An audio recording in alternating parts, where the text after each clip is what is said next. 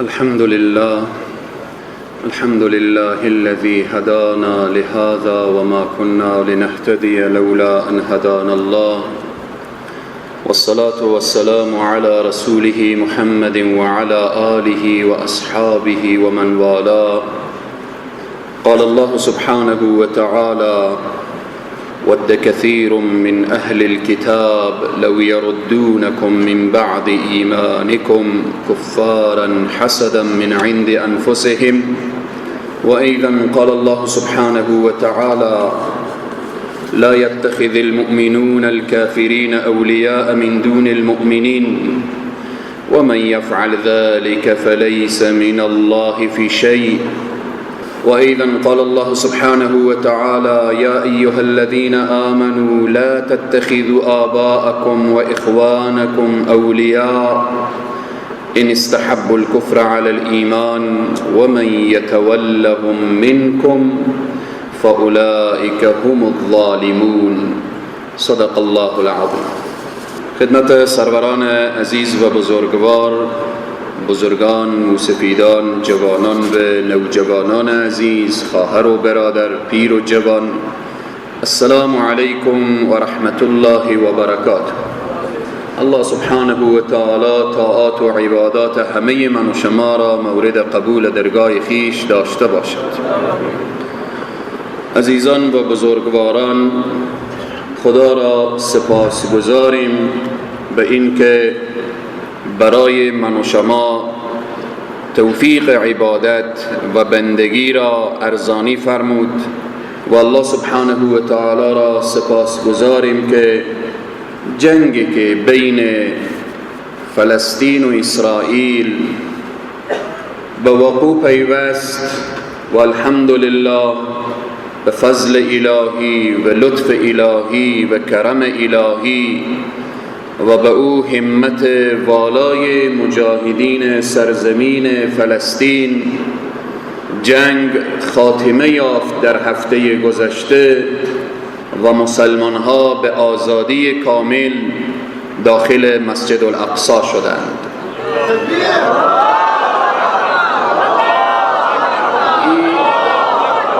این لطف الهی و فضل الهی است. آتش بس موقتا هست. این را همه ما می‌دانیم که تا زمانی که اسرائیل غاصب، این غده سرطانی بین امت اسلامی باشه، جنگ برای همیش از اون سرزمین ختم نمیشه. به خاطر اینکه یهود غاصب، صهیونیسم یا صهیونیست غاصب و غدار بار دیگر یقیناً که برای مسلمان ها ایجاد مزاحمت خواهد کرد. عزیزان و بزرگواران، در هفته گذشته ارتباط به قدس، جایگاه قدس، فضائل قدس صحبت نمودیم و الحمدلله دعا شد که پروردگار عالم دعاهای من و شما را در حق مجاهدین و مرابطین و اهل فلسطین و اینها قبول بفرماید. عزیزان و بزرگواران، صحبت امروزی ما همانطوری که در هفته گذشته اشاره کردیم پیرامون این که چگونه قدس را آزاد کنیم.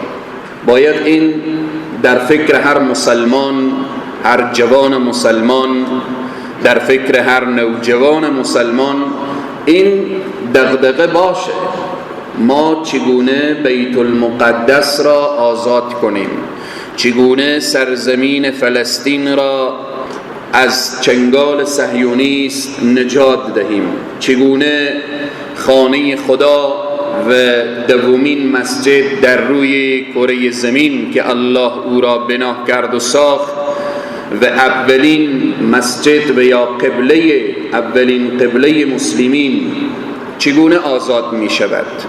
امروز بحث ما روی همین موضوع هست: قدس را چگونه آزاد کنیم. قبل از این که ارتباط به آزادی قدس و اسباب آزادی قدس و یا کشورهای اشغال شده اشاره بنماییم، اول خوبه که عوامل سقوط قدس و اشغال کشورهای اسلامی این را باید بدانیم. چرا قدس اشغال شد؟ چرا فلسطین اشغال شده؟ چرا کشورهای اسلامی، عراق، سوریه، افغانستان، سایر کشورها و اکثریت کشورهای اسلامی چرا مورد تاخت و تاز دشمن قرار گرفته؟ امیدوارم که بتوانیم امروز این بحث را که آغاز کردیم به پایان برسانیم، چون موضوعات در بین جامعه موضوعات زیاد هست که باید اینها را بفهمیم و بدانیم و بحث قدس را امروز خاتمه بدیم. عوامل سقوط قدس، عوامل اشغال فلسطین، عوامل اشغال کشورهای اسلامی. چه کار شد که افغانستان اشغال شد؟ چه کار شد که عراق اشغال شد؟ چی شد که سوریه اشغال شد؟ اینها همه عوامل داره. یک مسلمان باید عوامل سقوط قدس یا عوامل اشغال فلسطین و اشغال کشورهای اسلامی باید بدانه و بفهمه. بحث تاریخی هست و بحث عمیق هست، ولی فهرستوار بیان میکنیم.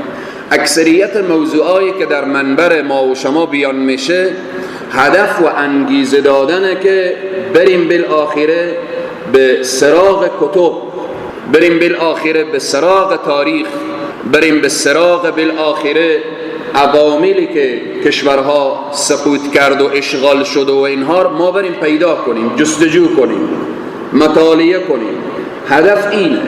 اگر بخوایم تنها اکتفا به همین 40 دقیقه یا 45 دقیقه منبر، انتهای 50 دقیقه، باز ما نمیتوانیم قدس فتح کنیم. ما باید بیشتر وقت بگذاریم تا عوامل بیشتر پیدا کنیم که روزی شاهد آزادی فلسطین و قدس و سرزمین های اسلامی باشیم. اول از جمله عوامل سقوط بیت المقدس یا سقوط قدس یا اشغال فلسطین، یا میشه به تعبیر دیگر که دامنه اش را وسیع کنیم، اشغال کشورهای اسلامی، از بین بردن خلافت اسلامی بود. عزیزان و بزرگواران، دشمن چی زمانی بر ما موفق شد؟ زمانی که خلافت اسلامی رو به هم زد. امروزه من نمیدانم بعضی انسانها وقتی نام خلافت اسلامی رو میشنوند پریشان میشن.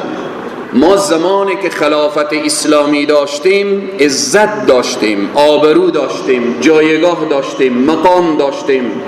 تا زمانی که خلافت اسلامی داشتیم آدرس داشتیم. آدرسی بود که مسلمان فریاد میزد.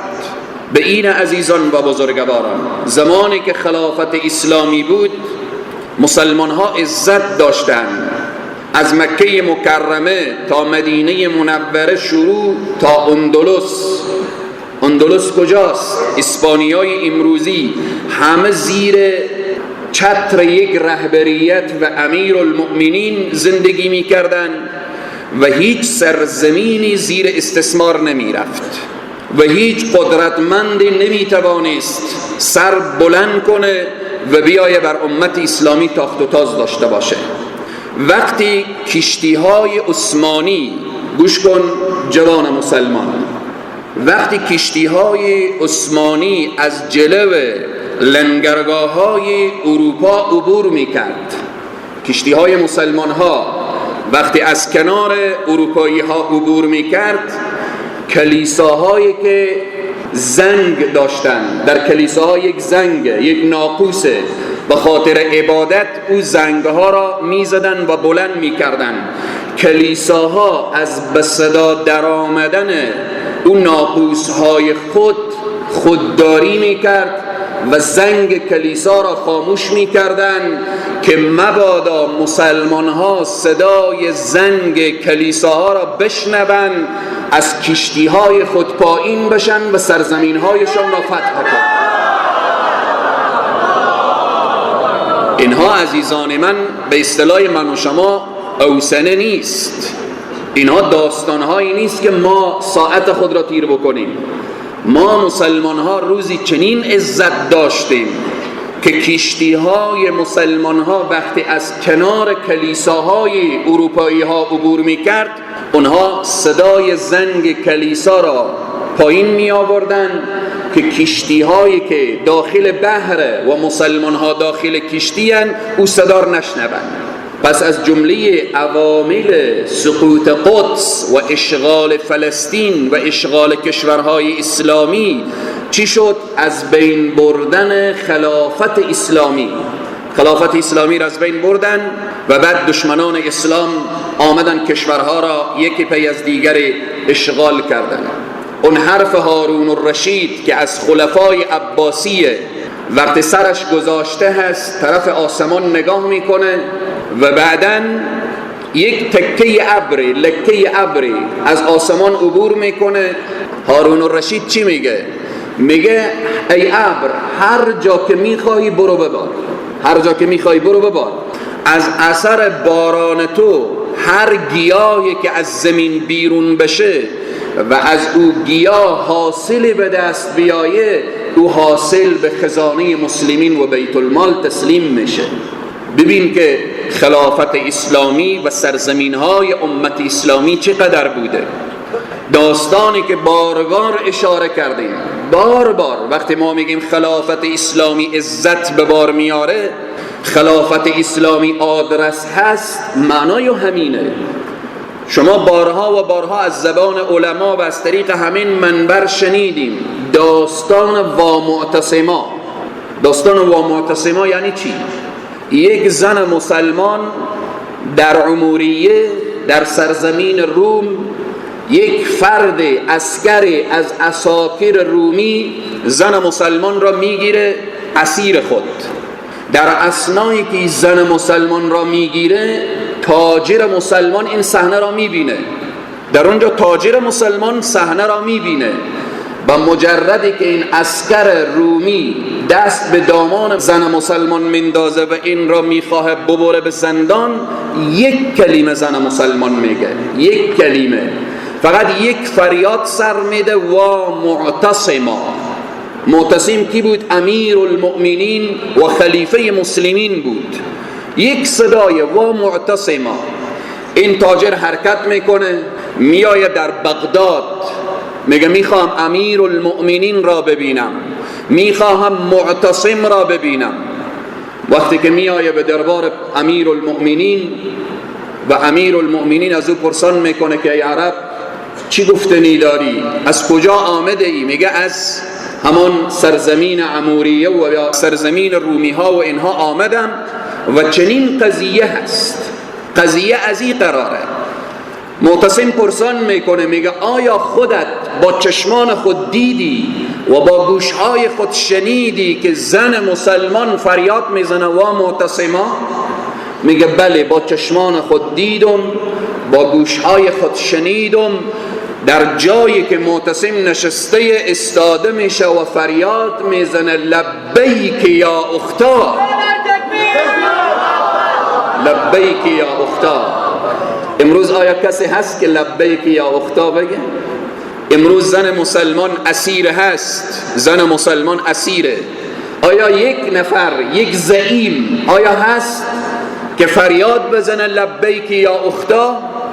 به خاطر یک زن مسلمان در تاریخ می نویسه، میگه معتصم حرکت میکنه، لشکر ترتیب میده و او لشکر وقتی رو به طرف سرزمین روم روان میشه، آمده میگه 90,000 90,000 لشکره، 90,000 لشکر. در تاریخ می نویسه که معتصم نوشته میکنه برای پادشاه روم، برایش می نویسه که یا کلب الروم، ای سگ رومی، اگر این زن مسلمان را آزاد نکنی لشکری میفرستم که اولش پیش تو باشه اخیرش پیش من باشه. برادران مسلمان، ما باید بفهمیم قدس چرا دست یهود افتاده.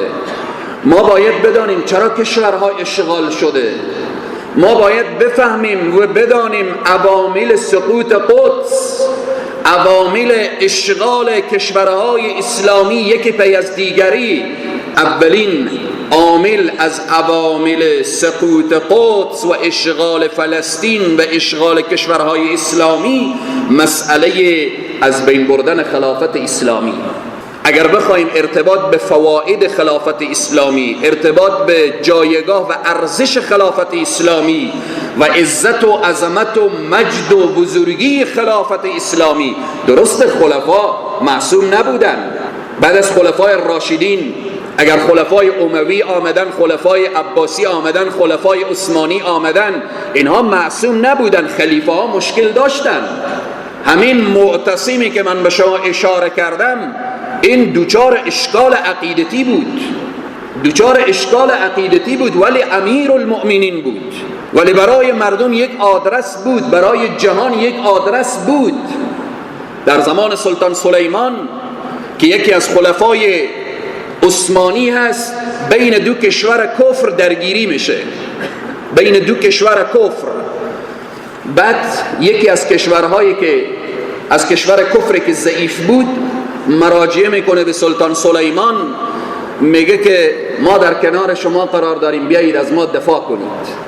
فلان کافر میخواه به جان ما حمله ور بشه، بیایید از ما دفاع کنید. سلطان سلیمان میگه عساکر مسلمین اونقدر وقت ندارن که بیاین به شما وقت بگذارن و از شما دفاع کنن. این 500 یا 1000 دست لباس عسکر مسلمان را ما میفرستیم، این لباس ها را عساکر شما به تن کنه، سر چوک ها و داخل بالاخره کوچه و بازار استاده بشن. ببین مسلمان، وقتی که لباس های سربازان امت اسلامی، لباس ها فقط فرستاده میشه و او کفار این لباس ها را میپوشن و سر چوک ها و بازار و کوچه و این و اون استاده میشن، خبر به او کافری که میخواست بالای کافر دیگر حمله کنه، خبر به او رسید که افراد سلطان سلیمان آمده از این شهر دفاع میکنه. همه عقب نشینی کردن، همه فرار کردن. از لباس مسلمان دشمن هیبت داشت، از لباس مسلمان دشمن هیبت داشت. امروز ما میخوایم ارتباط به این صحبت باشه که چرا کشورهای اسلامی اشغال میشه، چرا من و تو امروز هر روز به خاک ذلت و خواری کشانده میشیم. بیا ریشه یابی بکن، اسباب عوامل سقوط را و بالاخره بررسی بکن، پیش خود بگذار که ما چرا اینقدر خوار و ذلیل شدیم. پس اولین عامل از عوامل سقوط قدس و بیت المقدس و کشورهای اسلامی از بین بردن خلافت اسلامی. دشمن چی وقت موفق شد خلافت اسلامی را از بین برد؟ ای جوان مسلمان، فکر تو باید فکر خلافت اسلامی باشه، احیای خلافت اسلامی باشه. امروز اگر دشمن میآید به نامهای مختلف میخواد خلافت اسلامی رو بدنام بسازه، او به من و تو ارتباط نداره. اینجا زیرکی و هوشیاری من و تو رو میطلبه. امروز اگر کسی میآید به نام امارت اسلامی، به نام خلافت اسلامی، به نام دولت اسلامی میآید جنایت میکنه، این به اسلام ربطی نداره.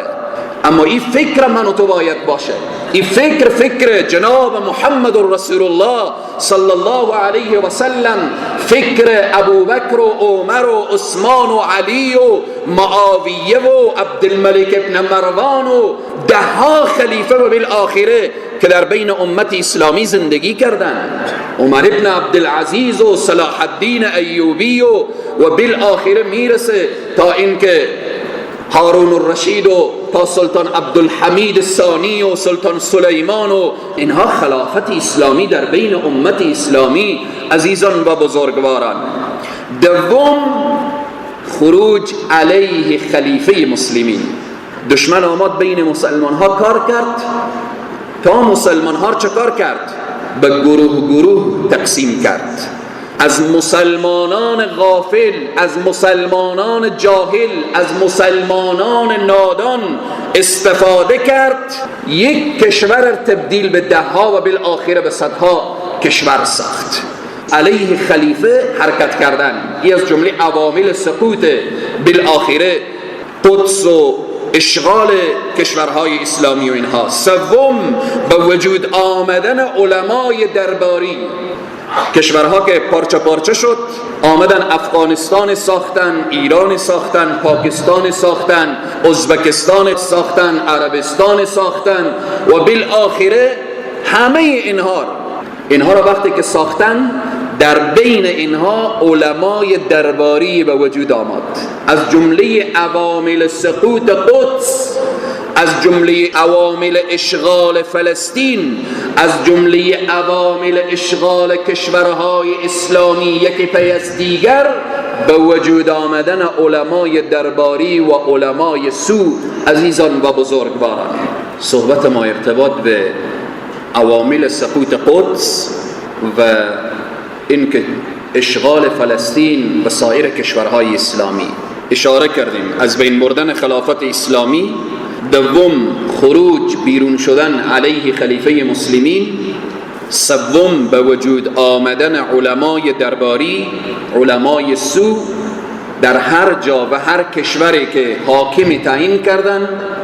در کنار حاکم ظالم باز یک عالم ظالم هم پیدا کردن، یک عالم ظالم هم پیدا کردن. تنها حاکم ظالم نیست، حاکم ظالم.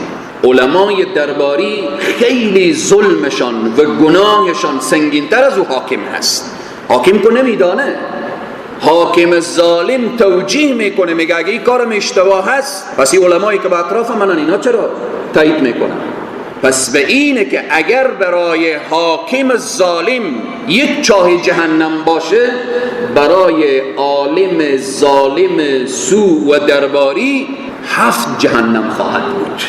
به این عزیزان و بزرگواران، پس از جمله عوامل سقوط قدس و اشغال فلسطین و اشغال کشورهای اسلامی به وجود آمدن علمای درباری.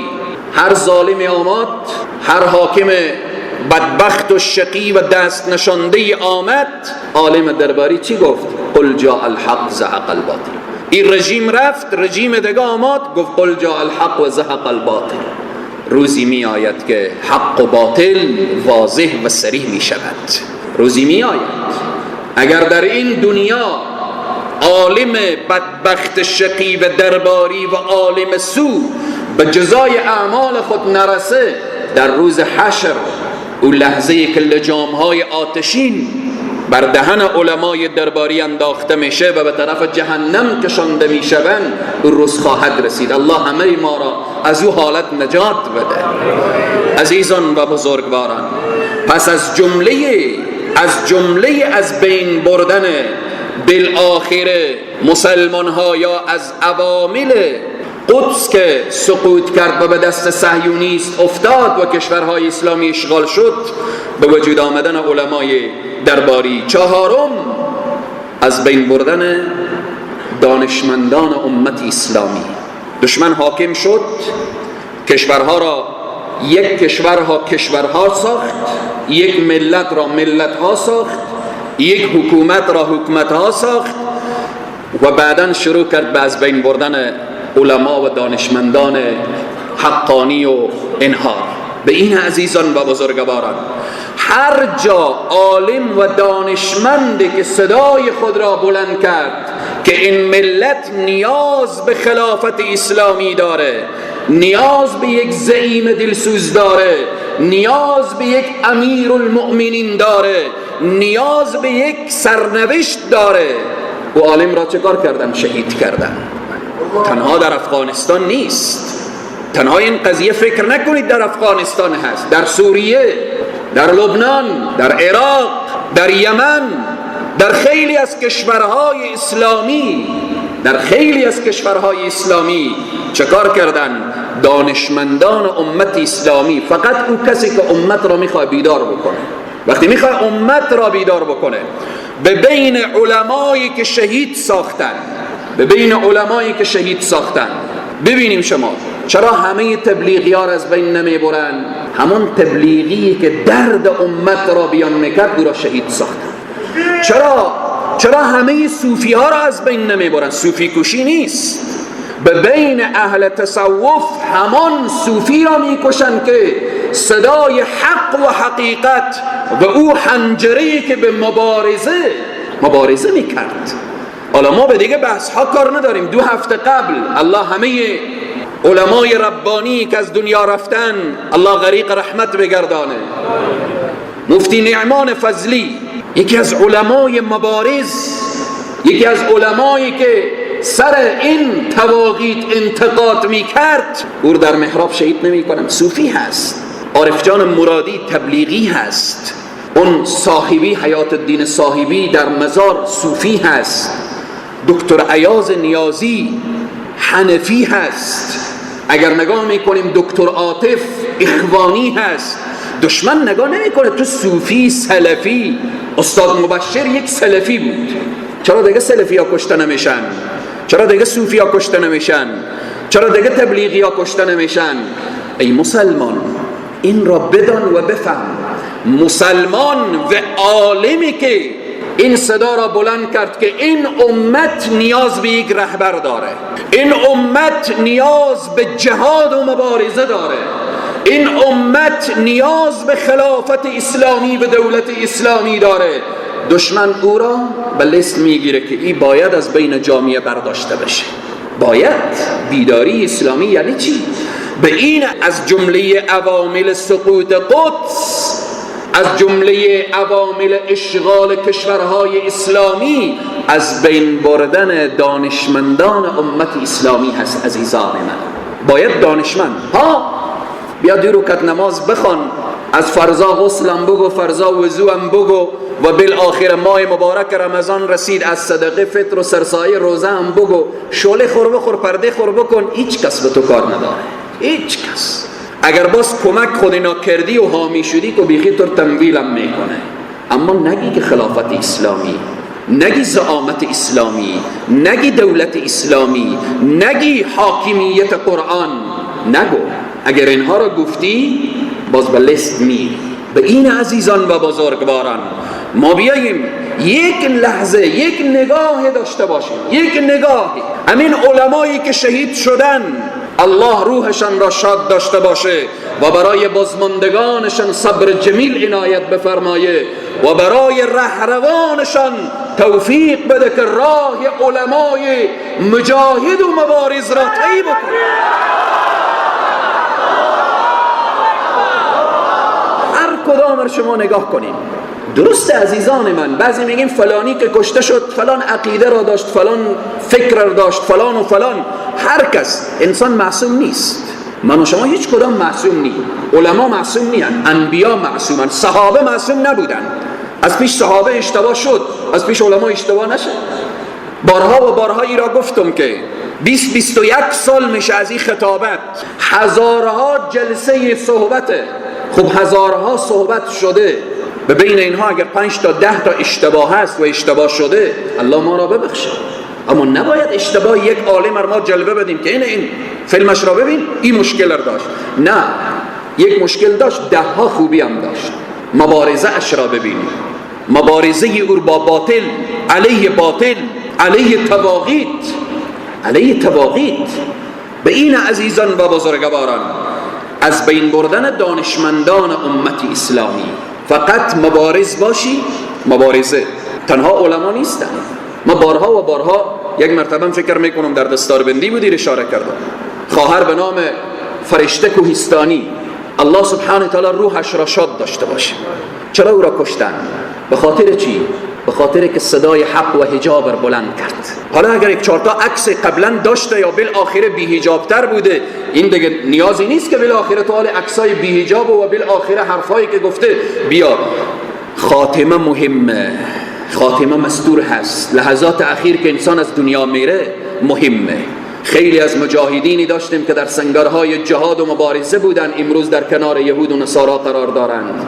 خاتمه مهم است عزیزان من، که لحظات اخیر چی میشه. خواهر مسلمان صدای حجاب را بلند کرد، صدای حجاب را بلند کرد. اینجا اداره امر به معروف وقتی که اعلان شد، همین خواهر کوهستانی به تلفن با ما صحبت کرد، گفت فلانی از این حرکت شما حمایت میکنم. ببین از این چند وقت خواهر کوهستانی شهید شد. بیدار باشه ای مسلمان. امروز بحث ما ارتباط به عوامل سقوط قدس هست. سقوط قدس، عوامل اشغال کشورهای اسلامی. صدای خود را به حق و حقیقت بلند کنی باید کشته بشی، باید از بین بری. این پلان دشمن هست، از بین بردن دانشمندان اسلامی، علمای امت اسلامی، از بین بردن علمای ربانی. برای اینا فرق هم نمیکنه، دشمن فرق نمیکنه. این تبلیغیه، این صوفیه، این سلفیه، این وهابیه، این پنپیریه، این بالاخره فلان و فلان و فلان. پنجم، مصروف ساختن علما و دعوتگران به مسائل اختلافی از جمله عوامل سقوطه. دشمن چه کار کرد؟ علما و دعوتگران را مشغول ساخت، مصروف ساخت. فلسطین اشغال شد، علما و دعوتگران ما به فکر چی هستیم؟ به فکر اسقاط السلام از سر قبر. فلسطین سقوط کرد، اشغال شد، کشورها یک پی از دیگری سقوط کرد. ما هنوز میگیم سر قبر اسقاط بشه یا نشه، سلام بشه یا نشه. قدس به دست صلیبی ها افتاد، ما هنوز به فکر چیم؟ نماز تراویح 8 رکعت یا 20 رکعت. الله بزرگترین نعمت برای انسان عقل را داده. مصروف ساختن علما و داعیان و دعوتگران به مسائل فرعی جزئی، به مسائل بالاخره اختلافی و اینها. کشورهای اسلامی یکی پی از دیگر اشغال میشه، ما به فکر هنوز امامه سیاه سنت یا امامه سفید. ما به این فکر اگر نگاه کنیم ناموس مسلمان در عراق و سوریه و فلسطین و افغانستان به دست کفار اسیره، من و تو هنوز به فکر اینیم که بعد از نماز دعا بشه یا نشه. فلان ملا را از مسجد بیرون کنیم، بعد از نماز دعا نمی کنه. فلان ملا را بیرون کنیم که دعا میکنه.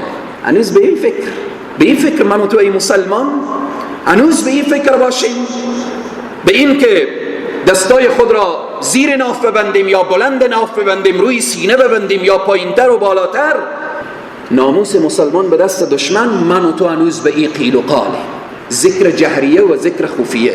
برو ذکر جهریه کن که اگر به خاطر اللهیه که الله جزای تو رو بده، پاداش تو رو بده. اگر به خاطر ریای بالاخره ذکر کن که تا نفس تو بالا بیاید. ذکر جهریه داری ذکر کن، خفیه داری ذکر کن.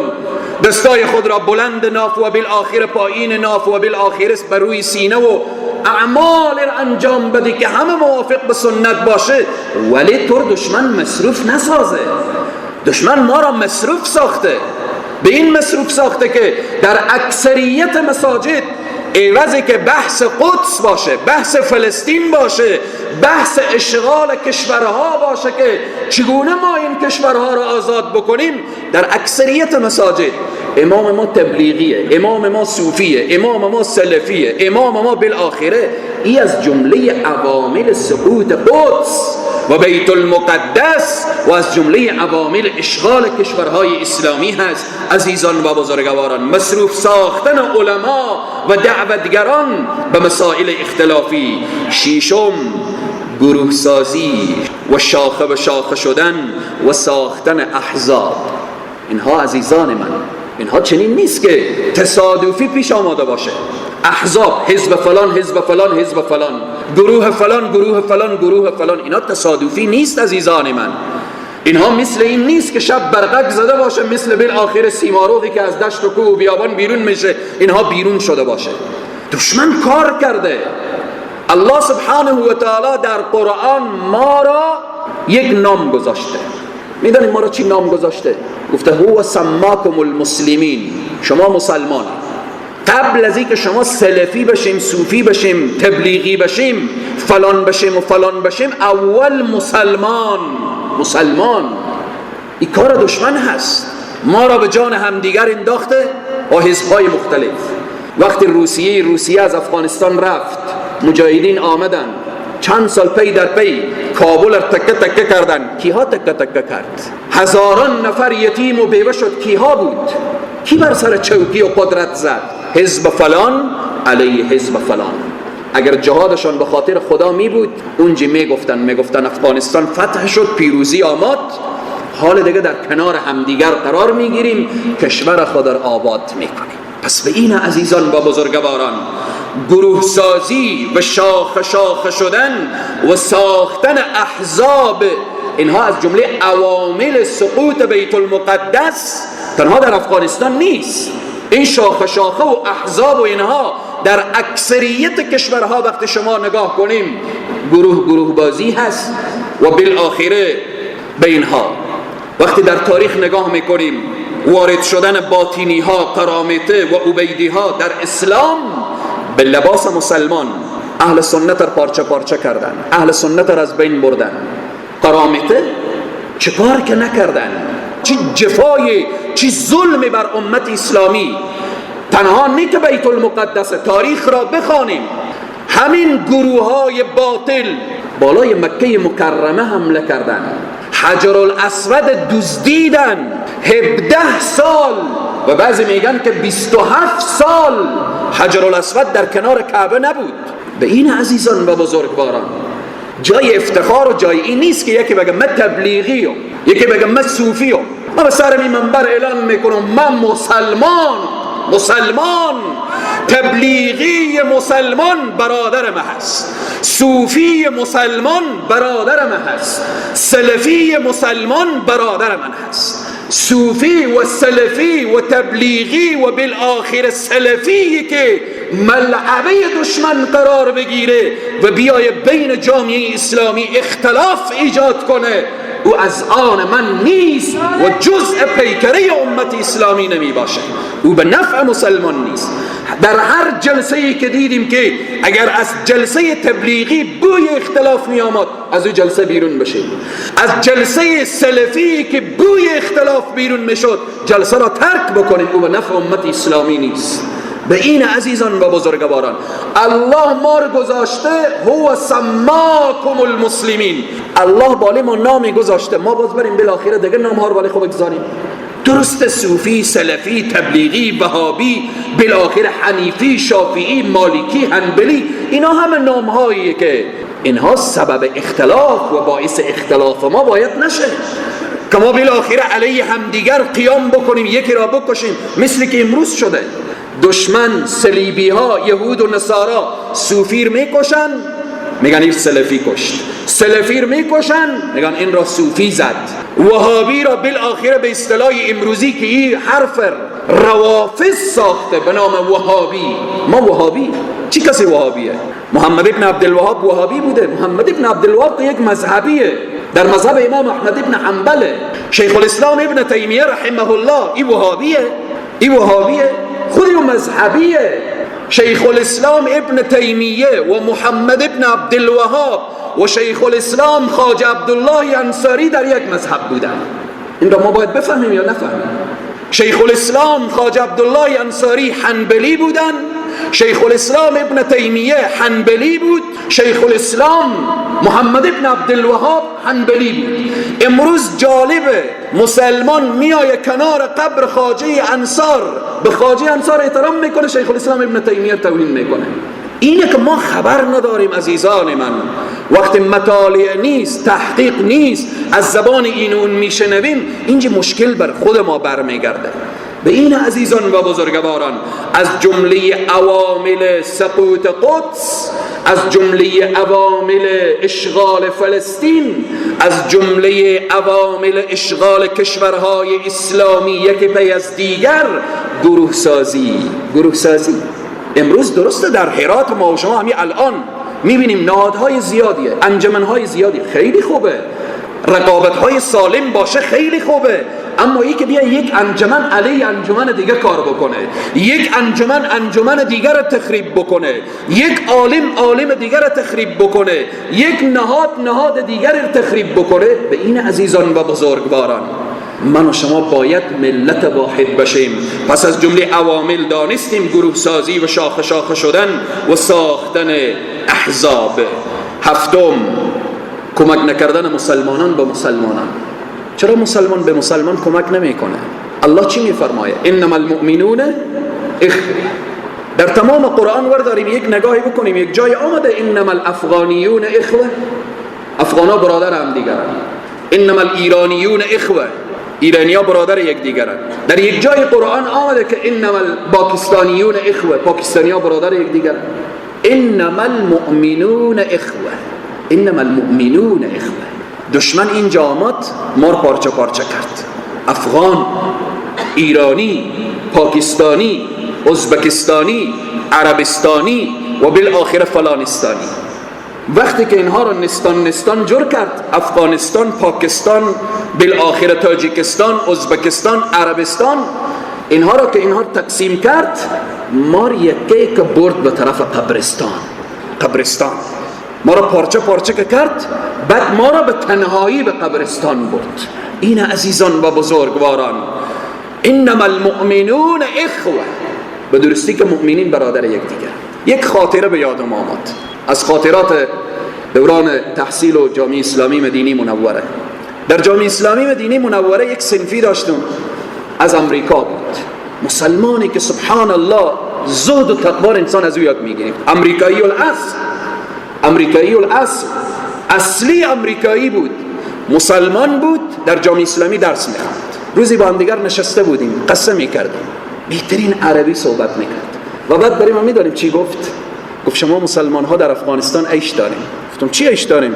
گفت همی وحشی ها، همی امریکایی های وحشی که به افغانستان آمده، شما در مقابل اونها جهاد و مبارزه میکنید. این را میگن اسلام. امریکایی و اصل عاشق و شیدای این بود که کاش بتانم یا در افغانستان برم، یا در عراق برم، یا در سوریه برم، در مقابل متجاوزین و اشغالگران که سرزمین امت اسلامی را اشغال کردن، برم سینه سپر بسازم، برم دفاع کنم. این عزیزان و بزرگواران، امروز بین مسلمان ها میبینی که یک نفر بیخبر توهین میکنه به ملت ایران. ملت ها مشکل ندارن عزیزان من، ملت ایران، ملت پاکستان، ملت تاجیکستان، ملت بالآخره هر کشوری که فکر میکنیم کشورهای اسلامی، ملت ها مشکل ندارن. مشکل در کجا هست؟ در زعمای کشورها هست. ملت ها خودفروخته نیست، ملت ها به طرف بیدینی و به طرف بالآخره وطن فروشی و اینها نرفته. زعمای کشورها شدن غلام، مسئولین کشورها شدن غلام.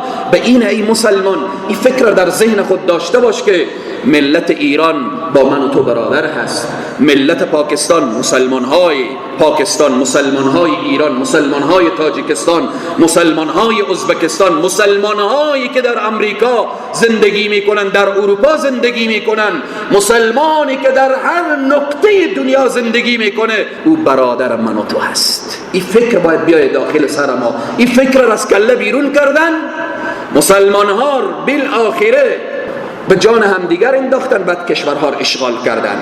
پس این بود که کمک نکردن مسلمان به مسلمان چه کار شد؟ سبب سقوط قدس شد، سقوط بالآخره کشورها شد. امروزه کشورها ایران، پاکستان، عربستان، تمام کشورهایی که اسلامیه توپ و طیاره ندارن، لشکر ندارن، سپاه ندارن. اینا به کدام روز به درد میخوره؟ این توپ و طیاره عربستان، این توپ و طیاره بالآخره مصر و یمن و شام و سوریه و افغانستان و پاکستان و تاجیکستان و اینها به کدام روز به درد میخوره؟ اینا رو میخوان کدام روز استفاده کنن؟ دشمن آمد کمک نکردن مسلمانان را به مسلمانان جلوه داد. به این عزیزان و بزرگواران، 8 میلیون یهودی در دنیا، 8 میلیون یهودی. اگر 1.5 میلیارد مسلمان، هر مسلمان یک مشت خاک برداره، یک مشت خاک طرف اسرائیل پرتاب کنه، اسرائیل میره در زیر خاک برای ابد ناپدید میشه. نفر یک مشت خاک، نیازی نیست که ما به مرمی بزنیم. 8 میلیون تقسیم کنیم به سر 1.5 میلیارد یا 1800 میلیون مسلمان. 1800 میلیون مسلمان در مقابل 8 میلیون عاجز مونده. نه، اینا عاجز نیستن. مسلمان ها بی غیرت هم نشدن. 4 تا بی غیرت آمده زعامت این کشورها رو گرفته. 4 تا بی غیرت و خودفروخته آمده بر کرسی قدرت، بر اریکه قدرت قرار گرفته و مسلمان ها را در تحت قبضه خود قرار دادن. به این عزیزان و بزرگواران، هشتم، کمک به همکاری مخفیانه مسلمان نماها با یهود و نصارا. یهود و نصارا چند تا مسلمان را با خود گرفتن که مخفیانه به اونا کمک میکنن. افغانستان اشغال شد، توسط کی اشغال شد؟ تا 4 تا جلورو نداشته باشه افغانستان اشغال میشه. عراق اشغال شد، تا 4 تا جلورو منافق مسلمان نما تا با یهود و نصارا همکاری نمیکرد عراق اشغال میشد، سوریه اشغال میشد. به این عزیزان و بزرگواران، از جمله عوامل سقوط قدس، سقوط بیت المقدس، اشغال فلسطین و اشغال کشورهای اسلامی، کمک و همکاری مخفیانه مسلمان ها و مسلمان نماها و منافقین که بین مسلمان ها زندگی میکنن با یهود و نصارا.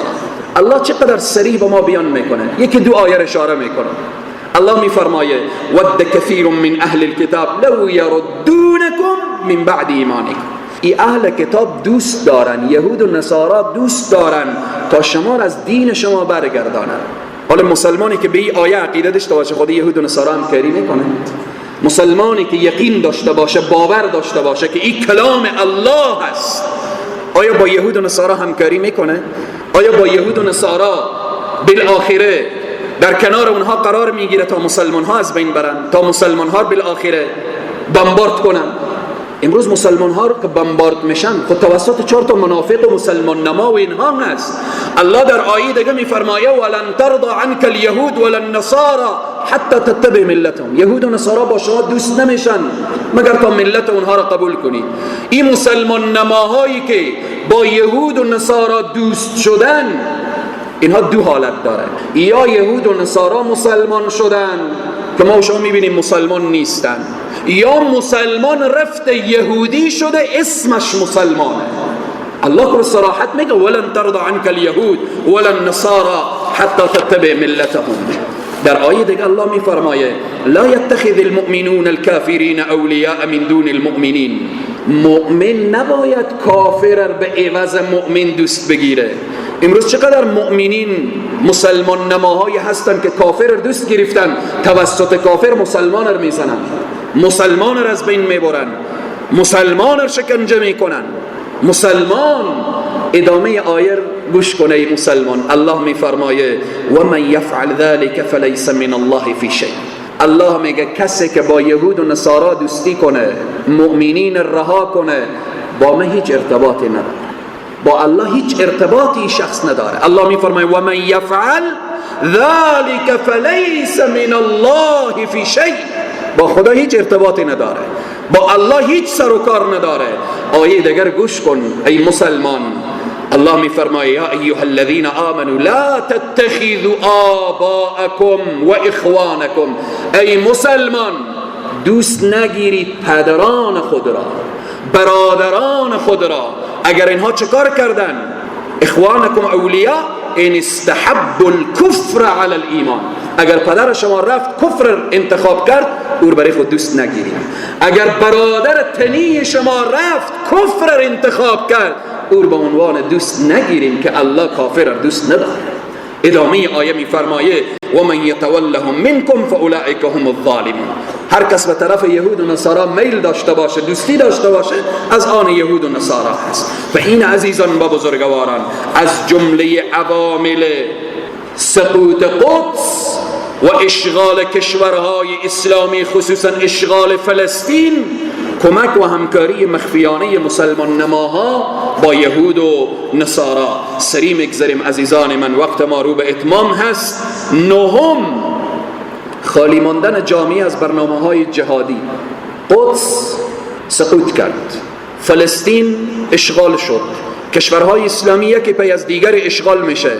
از جمله عوامل این سقوط و این اشغال ها اینه که جامعه اسلامی از جهاد خالی شد.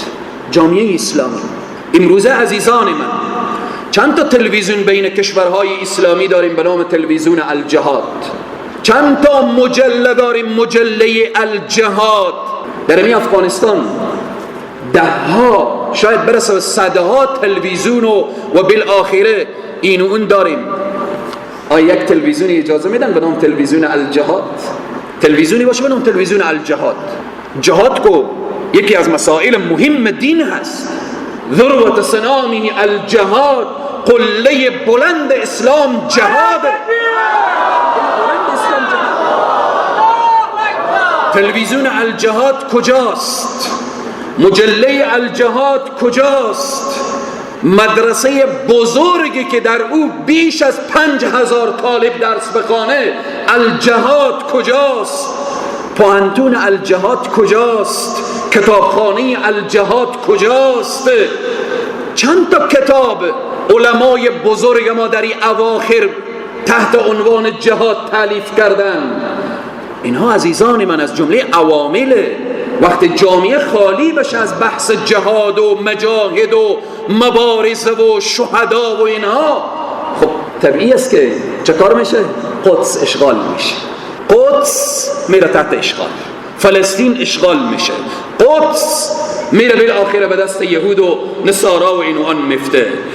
11 دهم بردن امت به سمت شعارها. امت را فاصله میدن، دور میسازن. امت را میخوان امت شعاری بسازن. امت شعاری نیست، امت عمله. در بین کشورهای اسلامی به فلسطین زن شکنجه میشه، طفل کشته میشه، به زن تعدی و تجاوز میشه، یا در عراق و یا در سوریه و بالاخره. اما مسلمان ها در دنیا چه کار میکنن؟ بیایم تظاهرات کنیم. تظاهرات در اسلام تظاهر نیه. تظاهر خود ما و شما سالهای گذشته قرآن در کشورها با آتش زدن، ما فریاد زدیم تظاهرات کن. با پیامبر اکرم صلی الله علیه و سلم توهین کردن، ما تظاهرات کن. امت تظاهر نیست. یکی از عوامل سقوط بیت المقدس، یکی از عوامل اشغال فلسطین، یکی از عوامل اشغال کشورهای اسلامی امت شعاری ساختن. قبلا اشاره کردیم در روم به زن مسلمان فقط بی‌حرمتی میشه.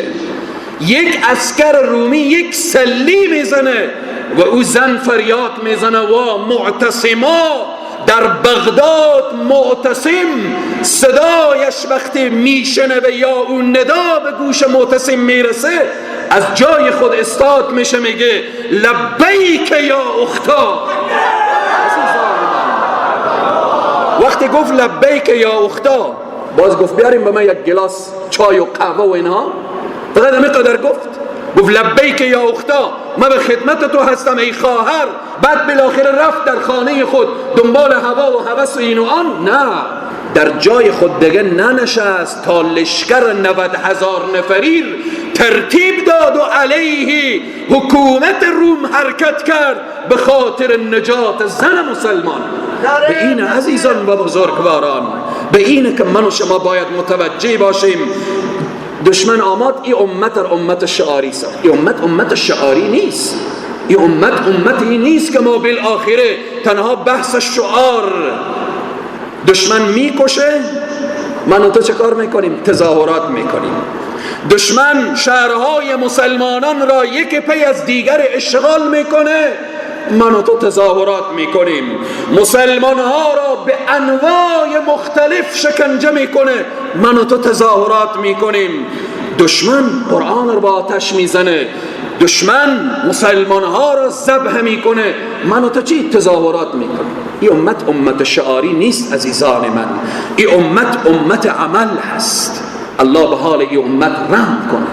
الله به حال این امت رحم کنه که این امت به فکر سرنوشت خود باشه، به فکر این باشه که چرا فلسطین اشغال شد، چرا کشورهای اسلامی یکی پی از دیگر اشغال شده. نکته دیگر را هم اشاره می کنم، بحث خاتمه میدیم. مصروف ساختن امت را مصروف ساخت. بعضی را به قدرت، دشمن آمده به یک قدرت داده، اینایی که به چوکی قدرت قرار گرفتن دیگه نمیدانن که یاد اینا بیایه که دین چی هست، اسلام چیست. یکی را به ثروت مصروف ساخته، دیگه نمیدانه که دین چی هست، اسلام چیه. بعضی را به احترام‌های پوچ. بعضی قدرتمندا میآیند به دیدن داعیان و دعوتگران و بالاخره اگر کمک ایمان ضعیف باشه با یک احترام پوچ، فلان رئیس جمهور، فلان وزیر، فلان وکیل با من احترام کرد، برو بالاخره دیگه سخن حق در نمیگم. مصروف ساختن امت بعضی به هوا و هوس، سفرهای خارجی و سفرهای داخلی. یاد اینا از دین نمی آیه که دین یعنی چی؟ فلسطین یعنی چی؟ کشورهای اشغال شده یعنی چی؟ جوانان ما را مصروف ساختن به چی؟ به تلویزیون ها، به فیلم ها، به سریال ها. جوان ما را مصروف ساختن به اینترنت و فضای مجازی، تا لحظه ای که جوان ما به فضای حقیقی بود امت اسلامی عزت داشت. جوان ما را مصروف ساختن به فضای مجازی، به مد و فشن، به رخت و لباس های عجیب و غریب. جوان مسلمان رو میبینی نصف کله خود را تراشانده، نصف موهای خود را گذاشته، عجیب و غریب و بالاخره زنجیر به دست و زنجیر بالاخره به گردن. ای جوان مسلمان، تو باید امروز زنجیرها را از دست و پای فلسطین بشکنی. امروز جوان مسلمان ما را بالاخره به اینها مصروف ساختن. دختر مسلمان، دختران امت اسلامی با لباسهای چسب و نازک و بالاخره با مد و فشن و با عطر و این و آن وارد ساختن به خیابانها و جاده ها و اینها. این گونه جوانان نمیتوانند عزیزان من قدس را فتح کنند. این گونه جوانها نمیشود. این گونه جوانها نمیشود فاتح قدس باشد. ابن خلدون در مقدمه تاریخ خود می نویسه. ابن خلدون یکی از مورخین بزرگ در مقدمه تاریخ خود بیان میکنه عربها گوشت شتر خوردن، از او سبب غیرت و شدت گرفتن. ابن خلدون می نویسه عربها گوشت شتر خوردن، از این جهت غیرت و شدت گرفتن.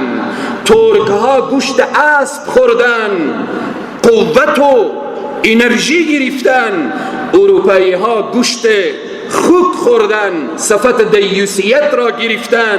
سیاه‌پوستان غیر مسلمان گوشت میمون استفاده کردن، خوی و طبیعت میمونی گرفتن. ابن قیم در تحت این حرف بیان میکنه. ابن قیم رحمه الله میفرمایه هر کسی با هر نوع حیوانی وقتی که سر و کار داشته باشه و معاشرت داشته باشه طبیعت همان حیوان رو میگیره و اگر از گوشت آن تغذیه بشه بیشتر شباهت به او حیوان پیدا میکنه. امروز این امت بیشتر از کدام گوشت استفاده میکنه؟ به تمام کشورهای اسلامی این امت بیشتر از کدام گوشت استفاده میکنه؟ گوشت مرغ. غیرت هم اندازه مرغ میمانه دیگه، بیشتر دیگه غیرت دیگه نمیمانه دیگه.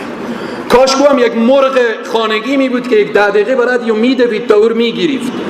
مرغی که داخل قفس حرکت کرده نمیتونه، مرغی که خودی و حرکت نمیکنه، تو مسلمان رو میخوای به حرکت در بیاره.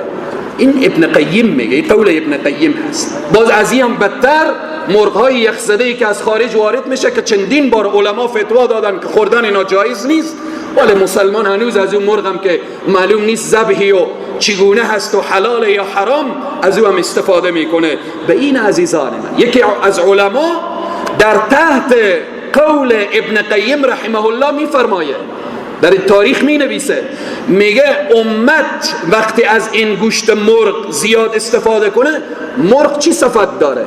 مرغ دیگه صفتی نداره جز سر و صدا. سر و صدا. امروز امت هم فقط سر و صدا مانده عزیزان من، سر و صدا مانده، بیشتر دیگه چیزی نیست. ما و شما من داخل این مسجد تکبیر میگیم الله اکبر الله اکبر، باز بم شرک میره جوان مسلمان شاید خدا میدونشته فیلمو نگاه میکنه، موبایل و دستی اون چه کار میکنه، دکاندار شونه از اینجا قلم میکنه و بالاخره در این راست. ما امت شعاری شدیم عزیزان. الله من خطیب و همه عزیزان به راه صراط المستقیم هدایت بکرد. عزیزان و بزرگواران، بحث عوامل گفتیم که زیاد هست، ارتباط به این که چگونه قدس را آزاد بسازیم فقط فهرستوار اشاره میکنم، تشریح نمیکنم. اونا که عوامل سقوط قدس و اشغال فلسطین و عوامل اشغال کشورها بود که اشاره کردیم. حالا قدس و سایر کشورها چگونه آزاد کنیم؟ 10 تا نکته فهرستوار بیان میکنم. اول، رجوع به الله، توبه خالصانه و مخلصانه. رجوع به الله داشته باشیم، توبه خالصانه و مخلصانه داشته باشیم. در فتح قادسیه، وقتی که قادسیه فتح میشه، سعد ابن ابی وقاص فرد میفرسته پیش حضرت عمر، میگه برو مژده بده که قادسیه فتح شده. وقتی میای پیش سیدنا حضرت عمر خیلی خوشحال میشن، سجده شکر میکنن. بعد پرسان میکنن، میگن این جنگ چی وقت آغاز شد و چی وقت ختم شد؟ این فرد میگه در طلوع آفتاب جنگ آغاز شد، در غروب آفتاب ختم شد. سیدنا عمر گریه کردن، خیلی گریه کردن. گفت یا امیرالمومنین، شما باید خوشحال باشیم، چرا گریه میکنیم؟ گفتم نمیدانم که گناه از منه که امیرالمومنین هستم، گناه از من است یا گناه از شما سربازان. این اولین جنگیه که بین حق و باطل اینقدر طول کشیده. ببین مسلمان، ما با توپ و طیاره پیروز نمیشیم، ما با ایمان و عقیده و اخلاص پیروز میشیم. پس یکی از راههای نجات کشورهای اسلامی و فتح بیت المقدس رجوع به الله و توبه خالصانه و مخلصانه. دوم، تأسیس مدارس جهادی بر مبنای قرآن و سنت و فهم سلف صالح. مدارس زیاده، اما در مدارس ما بحث جهاد کمه. باید در مدارس ما جهاد، آیات جهاد تفسیر بشه و بالآخر بیان بشه. سوم، خواندن قنوت نازله به خاطر آزادی قدس و سایر کشورهایی که اشغال شد. قنوت نازله امروز بین جامعه خیلی کم خوانده میشه عزیزان و بزرگواران، وقت کم است که نیاز داره که اینها را تشریح کنیم. چهارم، ذهنیت سازی به خاطر احیای خلافت اسلامی در بین امت. پنجم، تالیف کتب جهادی و تربیت نسل جوان. ششم، حلقات درسی در تمام مساجد، خصوصا تفسیر آیات جهاد. در تمام مساجد علما باید درس تفسیر داشته باشند، خصوصا و بالاخص آیات جهاد تفسیر بشه، تشریح بشه، تا اینکه این امت از خواب بیدار بشه عزیزان و بزرگواران. هفتم، دوری از مسائل اختلافی و فکر کردن به مسائل مشترک. هشتم، صنوف درسی به خاطر دشمن شناسی، خصوصا یهود و نصارا و شناخت صهیونیست های غاصب. نهم، کار نمودن سر عقیده. 13 سال رسول الله سر عقیده کار کردن تا فتح و ظفر و پیروزی در بدر و احد و حنین و اینها آمد. دهم، بعد از این که این مراحل طی شد، ذکر و دعا و تلاوت و پایبندی به نمازهای جماعت و خواندن اذکار صبح و شام و مداومت در تهجد. این عوامل و این اسباب در زندگی ما آمد، فتح و ظفر و پیروزی و کامیابی می آید. الله سبحانه و تعالی بر همه ما توفیق بده تا اینکه مسائل دین و احکامات اسلامی رو درست رسی بفهمیم و بدانیم. الله سبحانه و تعالی بر ما توفیق بده تا اینکه ما ریشه‌یابی بکنیم عوامل شکست چیست و عوامل پیروزی چی هست عزیزان و بزرگواران. پروردگار عالم مشکلات این جمع و مشکلات همه امت اسلامی را حل بگردانه. الله سبحانه و تعالی فتح و ظفر و پیروزی و کامیابی نصیب امت اسلامی داشته باشه. پروردگار عالم در بین امت اسلامی یک زعیم دلسوز عنایت بفرمایه. الله سبحانه و تعالی شر دشمنان یهود و نصارا از سر این ملت مظلوم دور بسازه. الله سبحانه و تعالی ما را از این حالت ذلت و خواری نجات بده. بار الها پروردگارا دستان ما به طرف تو دراز است، تو کریمی، تو رحیمی. ای بار الها پروردگارا این جمعیت مورد رحمت و مغفرت خود قرار بده و در روز قیامت از شفاعت سرور سالار انبیا محروم نگردان. و صلی الله تعالی و سلم علی خیر خلقه و نور عرشه و مظهر لطف سیدنا و حبیبنا و مولانا محمد و علی آله و اصحابه اجمعین برحمتك یا ارحم الراحمین.